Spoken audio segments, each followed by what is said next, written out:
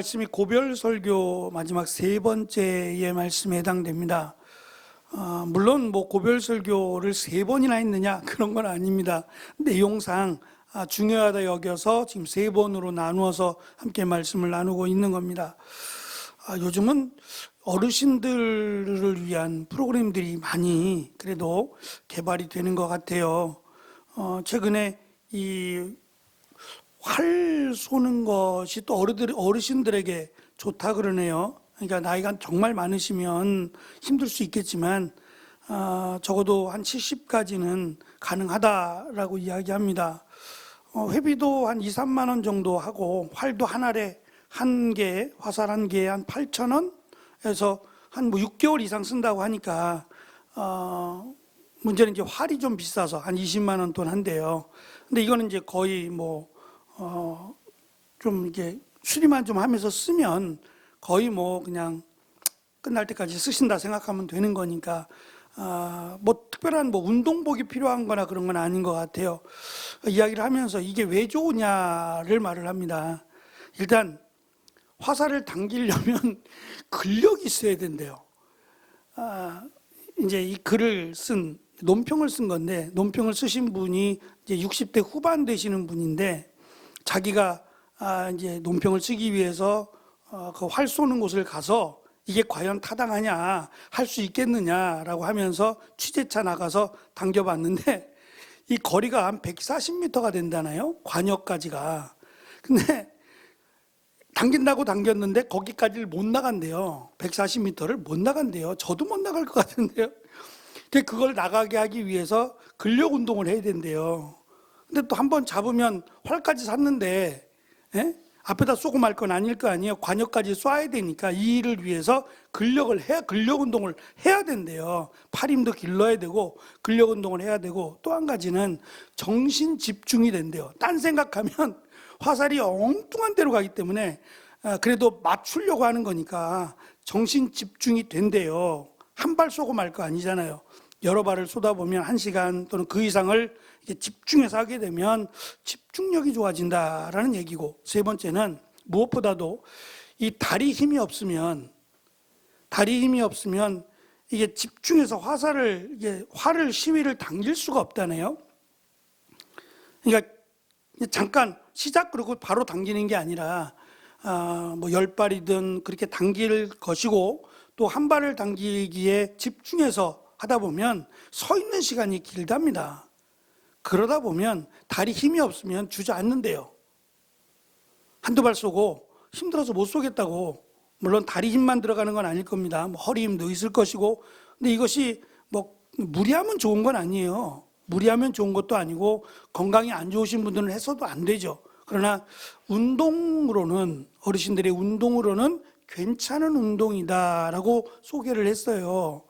소개를 하면서 그렇다고 뭐 금메달 따기 위해서 하는 건 아니잖아요.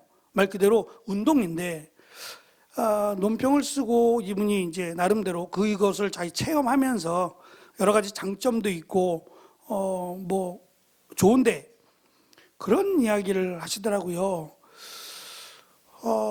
보통은 이제 이게 만약에 시합이다라고 하면 뭐 활도 가격이 천차만별일 거 아니겠어요? 선수용은 뭐 말할 것도 없겠죠. 1, 200이 훌쩍 넘어가지 않겠어요? 그럴 것 같은데요. 선수용이라고 하면 일반인들이 사용하는 거랑은 좀 다를 것 같아요. 가볍기도 해야 되고 뭐 탄력도 좋아야 되지 않겠어요? 근데 우리는 그런 것까지는 중요하지 않고 그래도 근력 운동을 하면서 같이 이렇게 바람도 쐬면서 이야기하면서 하는 운동용으로 위험하긴 하잖아요. 잘못 쏘면 큰일 나니까 굉장히 좋다라는 이야기를 하시면서, 무엇보다도 자기가 직접 참여를 해서 이제 140m를 쏘게 되면서 지금도 하고 있고, 그러면서 이것을 이제 코치해 주시는 분들이 있지 않겠어요? 이렇게 하십시오라고 코치해 주는 분이 가장 많이 신경 쓰는 내용이 뭐냐면, 일단 뭐니 해도 근력이에요. 그러니까 이 활이 어떤 애 저떤 애, 거기에 너무 신경 쓰지 말라는 거예요. 어떤 분들은 자전거 탄다 그러면 옷부터 사시는 분들이 있거든요. 사지 말라는 게 아니라 자전거를 타면서 사도 돼요. 근데 장비부터 갖춰 놓고 탄다는 얘기처럼 활이 안 좋네 좋네 이거 따지지 말고 일단 내 근력부터 키우라. 그리고 자세부터 바르게. 그러니까 허리가 펴지지 않았는데 화살이 안 나간다고 하면 활의 문제가 아니라 허리가 안 펴지고 힘이 없어서 안 나가는 거잖아요. 그래서 자세를 많이 강조한다라는 이야기를 써놨습니다. 제가 말씀을 준비하면서 그런 생각이 들어요. 지금 3번에 걸친 고별 설교가 다 마음과 자세에 대한 얘기예요.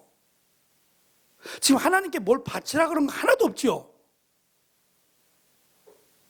보통은 하나님과 하나님 우상과 비교할 수는 없습니다만 보통 우상들은 좋은 것 바쳐야 돼요.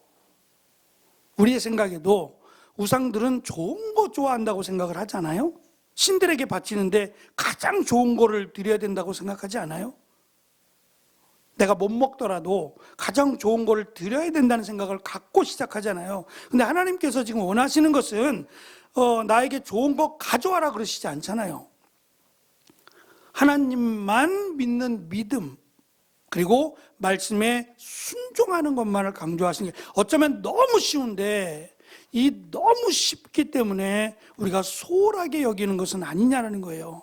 그래서 이 3번의 결론적인 말씀인데 이 3번의 고별 설교의 내용이 2가지입니다. 하나는 하나님이 여기까지 말씀하신 대로 다 이루셨다. 그러면 말씀하신 대로 앞으로도 이루실 것이라는 거예요. 왜냐하면 미래는 현재가 지배한다고 생각을 했어요. 과거가 현재를 만들고 현재는 미래를 가지고 온다고 생각을 했어요. 틀린 말 아니죠. 근데 하나님은 과거나 현재나 미래나 동일하신 분이잖아요. 그렇기 때문에 현재 함께 하신다면 미래도 함께 하실 것이다. 과거도 함께 하셨다면 현재도 함께 하시고 미래도 함께 하실 것이다 라고 하는 내용으로 축복에 관한 내용이에요. 하나님이 여기까지 너희들을 인도하셨다. 하나님의 약속을 지키셨다. 오늘 말씀해 보면 다 행하셨다 그랬어요. 다 지키셨고 다 행하셨다. 그런데 한 가지 마지막으로 하나님이 구원하셨고 너희들을 축복하셨다라는 내용과 더불어 한 가지, 만약 너희들이 하나님을 버리고 우상을 섬긴다든지 하나님의 말씀에 불순종하면 하나님은 심판하신다는 거예요. 그래서 구원과 심판은 마치 동전의 양면과 같다 그랬잖아요. 구원과 심판 둘 중에 하나입니다. 하나님을 온전히 섬기면 하나님이 구원하시고 축복하시지만 하나님 말씀을 거역하고 불순종하면 그 불순종이라는 내용 안에는 여러 가지가 이제껏 말씀하신 내용들 여호수아 1장에서부터 23장에 이르기까지 계속해서 과거의 역사들을 통해서 강조한 내용들이에요. 오직 하나님만을 섬겨라. 하나님의 말씀에 순종하라. 그것이 세상을 역행할지라도 세상이 그것을 원하지 않을지라도 그래서 사도 바울이 그런 표현을 썼어요. 우리식의 번역입니다.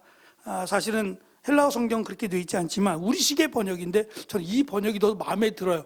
우리 마음을 더 잘 표현한 번역인 것 같아서 세상이 감당할 수 없는 사람이요.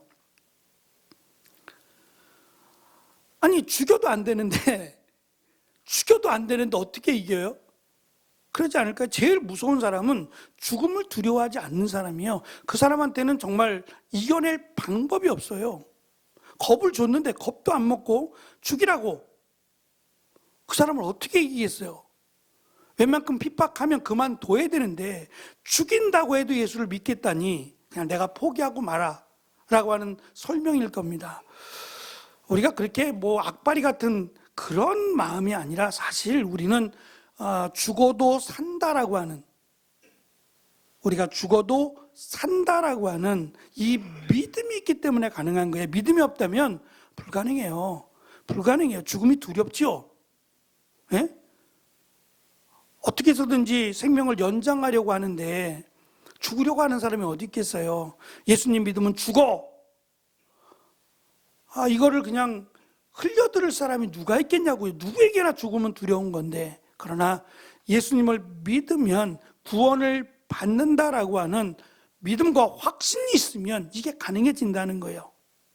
그래서 사실 지금 우리는 그러한 삶을 살고 있지는 않습니다만 사도 바울은 이제 그런 지경에까지, 그런 상황에까지 이르게 되면 죽어도 산다고 하는 믿음을 가지라는 거죠.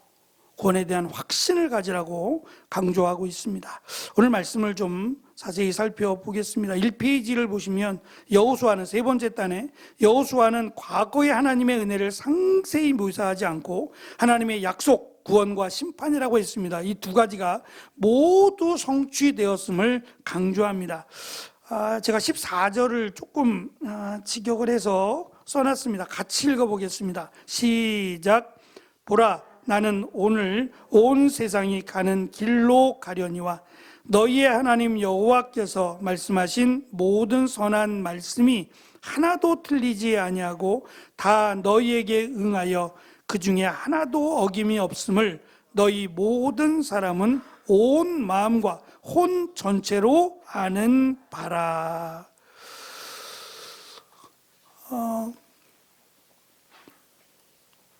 저희는 이미 그 창세기 말씀부터 이렇게 신명기를 거쳐서 여호수아 말씀까지 지금 살펴보고 있습니다. 여호수아의 말씀을 마치면 저희가 이제 거의 그 소선지서의 말씀 그리고 역대기의 말씀이 남아 있어요. 거기 시가서의 말씀이, 그러니까 아가서나 전도서나 욥기나 이렇게 시가서의 말씀들이 조금 남아 있습니다.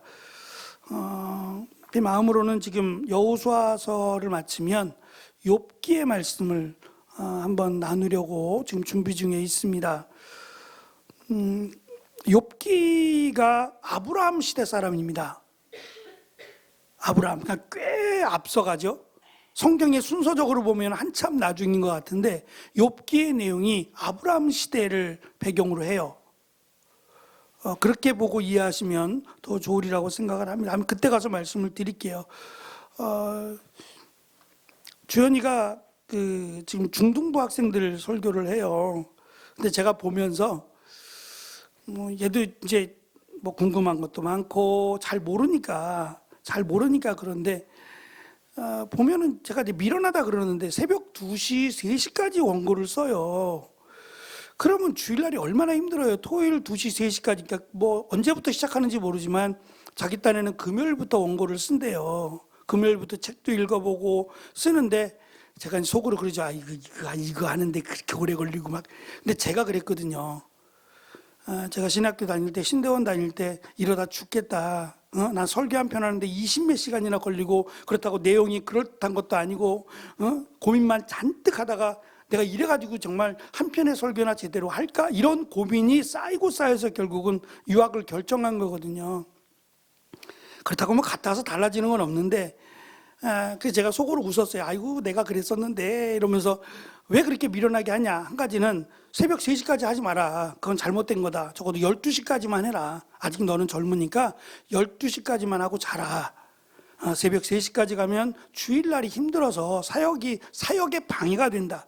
그러니 가급적이면 12시 전에 맞춰라. 계속 그 얘기하는데 말을 잘 안 들어요. 이 녀석이 이제 지금 창세기를 다루면서 1장 시작을 하고 있는데 질문이 얼마나 많은지. 하나님의 형상을 닮아서 우리를 창조하시잖아요. 그리고 하나님이 심히 기뻤더라 말씀하시는데 이 형상을 어떻게 설명해 줘야 되냐 이거예요. 애들한테 이 하나님의 형상을 어떻게 설명해 줘야 되냐 이거예요.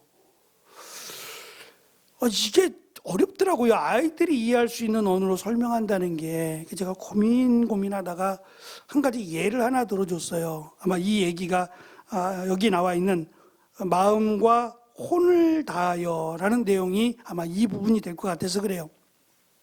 하나님이 천지를 창조하실 때에 사람을 마지막에 둔 이유는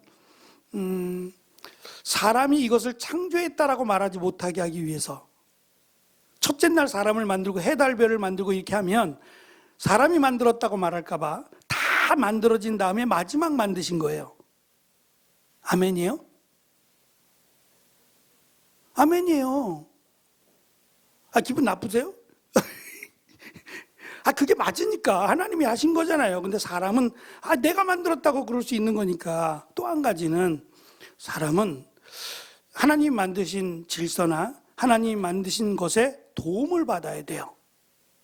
그래서 하나님이 사람을 사랑하신 거예요. 사랑해서 다 만드시고 나서 맨 마지막에 사람을 만드신 거예요. 아끼고 아껴서 만드신 거죠. 근데 거기서 동물들을 만드실 때에는 하나님이 그 생기를 불어넣지 않았어요. 분명히 맞죠? 사람에게만 그 코에 생기를 불어넣어 생명이 된지라라고 성경이 기록해요. 이게 뭐냐면 어떤 분은 영이라 그러고 어떤 분은 영혼이라 그래요. 그냥 저는 영혼이라고 얘기했어요. 영혼이라고 하는 것은 죽은 뒤에 삶이 있다는 거예요. 육이라는 것은 썩어요. 영원히 살 수 있는 아담과 하와의 범죄로 에덴 동산을 떠난 뒤에, 에덴 동산에서 나온 뒤에는 이제는 우리는 죽음이라는 게 왔어요. 근데 안타깝게도 우리만 죽는 게 아니라 에덴 동산에 있던 모든 것이 다 나와야 돼요. 잘못은 인간이 했는데 함께 살고 있던 모든 것이 에덴 동산이 폐쇄가 되고, 그렇잖아요. 잘못을 아담과 하와가 했는데 에덴 동산에 있었던 동물들이 뭔 잘못을 했어요? 근데 얘네들도 나오게 된 거예요. 다 나와야 되고 에덴 동산은 폐쇄가 됐어요. 그리고 하여튼 그 생명체들이 다 죽어요. 모든 생명체가 다 죽게 됩니다. 그러니까 수명의 차이만 있을 뿐이 다 죽습니다.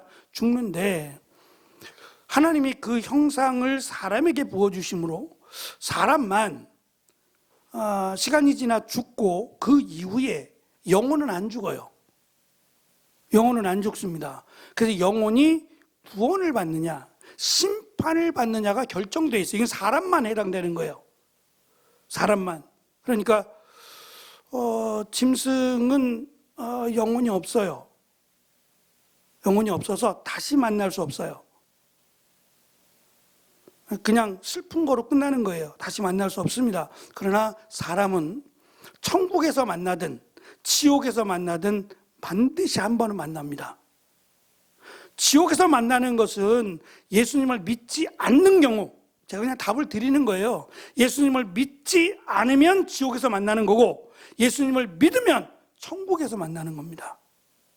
이것 하나가 결정적인 차이고, 저는 영혼이라는 설명을 했어요. 하나님의 형상, 이미지라고도 했는데, 우리가 하나님의 이미지라는 것은 사실 하나님을 아는 지식이라는 건데, 하나님이 주시지 않으면, 하나님이 우리에게 찾아오지 않으시면 우리가 어떻게 찾아가요? 성경이 그렇잖아요. 아브라함이 하나님을 찾았어요? 하나님이 아브라함을 찾아오신 거거든요. 하나님이 우리에게 오시지 않으면 사실 우리가 하나님께 갈 방법이 없어요. 하나님이 어디 계신데 가요? 그 하나님이 누군데 가요? 어떻게 가요? 아무것도 모릅니다. 비행기 타고 가요? 하나님이 어디 계신데요? 하나님이 우리에게 오시는 거예요. 우리에게 찾아오시는 겁니다. 근데 그 하나님과의 관계가 허락되는 것이 바로 이 형상이라는 것 때문에 그래요. 그래서 마음과 혼이라고 하는 것은 하나님이 만드신 인간에게만 허락되신 하나님의 은혜의 축복, 이 모든 것들이 기뻐한다는 거예요. 그리고 그것들이 하나님이심을 고백한다는 거예요. 실제는 그렇지 않았어요. 실제 이스라엘 백성들은 하나님이 여기까지 인도하셨는데 그것을 정말 기뻐하고 오직 하나님께만 영광을 돌리고 그랬더라면 여호수아서에서 끝났어야 돼요. 그죠? 정복하고 그 땅을 차지하고 그 땅에서 영원히 살았더라. 그리고 여호수아가 끝났어야 돼요. 근데 그렇지 않고 나라가 분할되고 서로 으렁거리고 싸우기도 하고 결국 나라를 빼앗기고 포로로 가고, 왜 이러한 일들이 벌어졌냔 말이에요.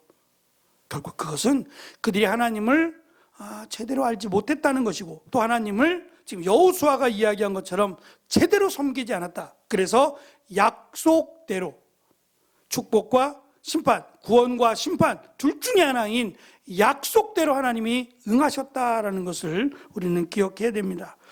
여호수아는 특별히 자신의 죽음이 얼마 남지 않았다라는 것을 먼저 강조합니다. 보라, 나는 오늘 온 세상이 가는 길로 가려니와. 저는 이 말이 슬프다는 생각이 들지 않았어요. 왜냐하면 여호수아가 정말 고생했거든요. 정말 고생했고 마음고생 심했어요. 그런 상황 속에서 하나님이 그래, 넌 여기까지 했다, 수고했다 라고 하시며 이제 하나님께로 간다고 생각해 보세요. 저는 기쁘지 않았을까? 아쉽기보다는, 특별히 모세는 아쉬웠을 겁니다. 모세는 그 약속의 땅에 들어가지 못했으니까 아쉬웠을 텐데, 여호수아는 버겁게, 자신이 감당하기 버거워서 1장만 해도 벌써 강하고 담대하라, 두려움 말며 놀라지 말라, 이 내용이 계속 반복되잖아요. 그렇게 두렵고 버거웠던 일인데 그 일을 하나님이 도우셔서 여기까지 왔다고 생각하니 얼마나 감사하겠어요. 그래서 슬프다는 느낌보다는 감사하다, 하나님 여기까지 나를 인도하셨으니 너무너무 감사하다는 말로 들립니다. 그래서 누구든지, 이 말씀을 듣는 누구든지 나와 같이 내가 이제 마지막이 다 됐다라는 말을 할 거라는 거예요. 누구든지 그 말을 할 때가 올 것이다. 그러면 내가 이렇게 고별 설교를 하듯이 너희도 너희의 자녀들에게, 사랑하는 사람들에게 이 말을, 내가 지금 너희들에게 하고 있는 이 말을 전해주기를 바란다 라고 하는 마음을 담고 있습니다. 말씀드린 온 마음과 혼 전체라고 하는 것은 하나님이 창조하신 우리의 모든 것이 기뻐한다라는 설명입니다. 이렇게 호송하는 이유는 이 페이지 중간입니다. 하나님의 선하신 말씀만 다 응하는 것이 아니라 심판의 말씀도 동일하게 다 응한다라는 사실을 강조하기 위해서입니다. 우리 2장 15절 읽었는데 우리 같이 한 번 더 읽겠습니다. 시작. 하나님 여호와께서 약속하신 모든 좋은 일이 여러분에게 다 이루어졌소. 그러나 이와 마찬가지로 여호와께서는 여러분에게 해로운 일들도 일어나게 하실 수 있소. 여호와께서는 여러분에게 준 이 좋은 땅에서 여러분을 멸망시키실 수도 있소. 선한 말씀 그리고 해로운 말씀, 이 말씀이 반대죠. 하나님의 말씀이 똑같은데, 하나님 말씀이에요. 하나님 말씀이 다 똑같은데 어떤 말씀은 선하고 어떤 말씀은 해로워요? 하나님 말씀은 다 거룩한 말씀이고, 그런데 그 말씀에 순종하는 사람에게는 선하신 말씀으로 가고, 그 말씀에 거역하거나 하나님을 온전히 섬기지 못하는 자들에게는 해로운 말씀으로 임한다는 거예요. 동일한 말씀입니다. 근데 그 동일한 말씀 안에는 동전의 양면이 들어있어요. 똑같은 말씀인데 그 말씀 속에 하나님의 말씀을, 하나님을 믿고 그 말씀대로 살아가면 하나님은 선하신 말씀으로, 그러나 그 말씀을 거역하고 하나님 말씀에 순종하지 않는다면 해로운 말씀으로 다가올 거라는 겁니다. 여호수아는 선하든 해롭든 하나님의 말씀이 하나님의 입에서 나왔고 하나도 빠짐없이 응하기 때문에 라는 점을 강조합니다. 특별히 아름다운 땅이라고 설명하는데요, 좋은 땅, 아름다운 땅에서 해로운 말씀이라고 하는 것은 아름다운 땅이 끝이 아니라는 거예요. 말씀드린 것처럼 이 땅의 주인은 하나님이세요. 우리는 우리라고 자꾸 우기지만 하나님이세요. 예수님 다시 오시면 끝입니다. 땅 따먹기 제가 자주 말씀을 드리잖아요. 땅 따먹기 하다가 밥 먹어라 그러면 후루룩 지우고 가는 것처럼 똑같아요. 하나님의 영역을 내 것이라고 지금 하고 있는 거예요. 잘못됐다는 건 아니에요. 잘못됐다는 건 아는데 어쨌든 모든 땅의 주인은 하나님이심을 인정하고 살아가라는 거예요. 그것이 기준이 되어 살아가지 않으면 내 마음대로 한다는 거예요. 요즘 우리나라도 그렇고 미국도 뭐 난립니다. 대통령 선거 있어서 저는 언제까지나 이렇게 서로를 공격하나 좀 유치하다는 생각이 들어요. 나이가 70이 넘고 80이 넘어도 그러네요. 어르신들도 아니 자기 얼굴에 침 뱉기 아니에요? 서로 좋은 자기들의 어떤 장점을 좀 살리고 나는 이렇게 대통령이 되면 이렇게 하겠습니다라고 공약을 해야 되는데 흠잡기를 참 유치하다. 우리도 그렇지만 미국도 참 유치하다는 생각이 들어요. 근데 그 설명하는 내용 중에 기부 문화에 대해서 이야기하더라고요. 중산층을 살리기 위해서 기업이나 이렇게 부자들, 돈 많이 버는 기업인들에게 더 많은 세금을 걷겠다. 늘 그래 왔어요. 늘 그래 왔는데 이 중산층을 위해서 우리보다 훨씬 그 세금이 크거든요. 우리나라는 사실 기업들에게는 굉장히 많은 굉장히 적은 세금을 걷는 거예요. 미국에 비하면 아무것도 아닌데. 근데 미국은 지금보다도 더 강력한 세금을 걷겠다고 이야기해요. 근데 놀라운 거는 그거에 대해서 기업이나 부자들이 문제를 제기하지 않는다는 점이 더 그래요. 세금을 내라 그러면 싫어할 사람들 아니에요? 싫어해야 되는 거 아니에요? 지금도 많이 내고 있는데 세금을 더 내라고? 그럼 우리가 백성 국민들을 먹여 살리는 거야 라고 하면서 분명히 뭐라 할 수도 있는데 누구도 얘기 안 하더라고요. 그래서 제가 확실히 성숙하고 이들이 어쨌든 기독교로 시작된 하나님을 온전히 믿겠다고 해서 배 타고 온 사람들 아니에요. 예? 그렇게 시작된 흔적이 그래도 좀 남아있구나라고 하는 부분이 감사하긴 했어요. 결정은 뭐 어떻게 날지 모르겠습니다. 우리도 그렇고 그들도 그렇고 하여튼 좋은 방향으로 선하게 잘 결정되기를 위해서 뭐 기도해야 되겠죠. 약속의 땅, 그러면 이제 더 이상 그 땅은 빼앗기지 않느냐? 아닙니다. 약속의 땅을 받았는데 이 받음으로 이제 영원히 우리 땅이 되느냐? 아니라는 겁니다. 하나님을 온전히 섬기지 않으면, 그리고 하나님 말씀을 불순종하면 그 땅을 빼앗긴다는 내용을 지금 담고 있어요. 너희들이 차지하게 된 것도 하나님이 하게 한 거 아니냐? 그러면 빼앗기는 것도 하나님이 그렇게 하실 수 있다는 것을 지금 설명하고 있습니다. 그렇다면 이런 재앙 또는 해로운 말씀을 받지 않으려면 어떻게 해야 되느냐가 16절의 말씀입니다. 마지막 절인데 같이 읽어보겠습니다. 3페이지 중간입니다. 만약 여러분이 여러분의 하나님 여호와와 맺은 약속을 지키지 않으면 그런 일이 일어날 것이요, 또 여러분이 다른 신을 섬기고 다른 신들에게 예배하면 여호와께서는 여러분에게 큰 화를 내리실 것이고, 그렇게 되면 여러분은 여호와께서 주신 이 좋은 땅에서 멸망하게 될 것이요. 이게 그냥 하는 말이 아닙니다. 하나님의 약속이에요. 하나님께서 여호수아에게 주신 말씀이라고요. 여호수아의 말이 아니라 하나님의 말씀을 여호수아에게 주신 거예요. 그러면 하나님의 말씀이기 때문에 이대로 이루어진다는 겁니다. 두렵고 떨리는 마음으로 하나님의 말씀을 기억함으로 하나님의 백성으로 살아가야 한다라는 것을 가르쳐 주시는 내용입니다.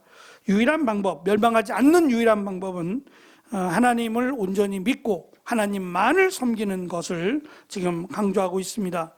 4페이지에 가시면 하나님께서 정리하면 아름다운 땅을 선물로 주신 것은 하나님만을 섬기고 언약을 지키며 거룩한 제사장의 나라를 세우시는 데 있어요. 그러나 이스라엘이 언약을 범하고 다른 신을 섬긴다면 하나님의 진노로 아름다운 땅에서 멸망된다라는 내용을 담습니다. 그래서 3번씩이나 멸망한다는 내용을 3번이나 담아요. 13절입니다. 여러분은 여러분의 하나님 여호와께서 주신 이 좋은 땅에서 망하게 될 것이요. 어떻게 하면? 우리가 읽은 것처럼 똑같은 내용입니다. 하나님을 대적하거나 하나님 말씀에 불순종하고 우상을 섬기면 망하게 된다는 겁니다. 15절, 여호와께서는 여러분에게 준 이 좋은 땅에서 여러분을 멸망시킬 수도 있다고 강조하고, 마지막 16절, 그렇게 되면 우상을 섬기거나 하나님 말씀을 어긴다면 여러분은 여호와께서 주신 이 좋은 땅에서 멸망하게 될 것이요. 사실 이것은 전부 신앙적인 이야기밖에 없어요. 나라가 멸망하기 위해서는요, 신을 섬겨야 된다라고 말하는 사람 없어요. 그렇지 않아요? 나라가 멸망하지 않으려면 나라의 3대 조건인 땅도 있어야 되고 국민도 있어야 되고요. 또 뭐 있죠? 주권이요? 주권인가요? 일단 나라가 경제권이 있어야 돼요. 나라가 작아도 경쟁력이 있어야 되잖아요. 우리나라만 갖고 있는 그런 경제력이 있어야 나라는 유지가 되는 겁니다. 또 국민들이 있어야 되죠. 국민들이 하나도 없다, 그것도 문제가 되잖아요. 이렇게 따지는 거예요. 그러니까 나라가 존속이 되려면 나라가 경제력이 있어야 되고 국민들도 있어야 되고 이런 부분을 따져서 설명해야 맞는 거예요. 근데 나라가 존속이 되려면, 나라가 잘 되려면 하나님만을 섬겨라, 이 말을 하면 믿음을 제외한 사람들이 뭐라고 받겠어요? 이방 민족들이 뭐라고 생각을 하겠냐고요.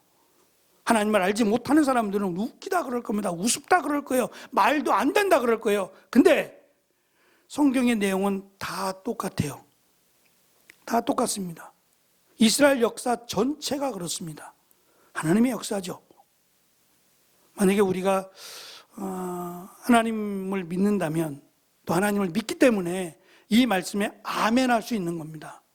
그러나 안 믿는 사람들은 그게 말이 되냐고 할 거예요. 어떻게 나라가 세계에서 인정을 받고 그게 어떻게 하나님만 믿는다고 되는 일이냐라고 말할 겁니다. 되는 일입니다.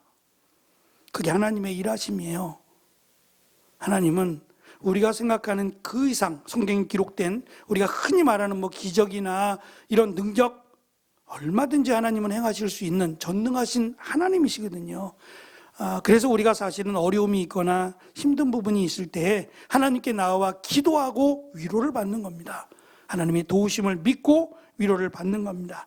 불순종은 땅에서 멸망하는 결과를 가져온다라는 사실을 강조하기 위해서 아름다운 땅, 그 땅에서 멸망한다라는 내용을 3번이나 반복해서 고별 설교를 마무리합니다.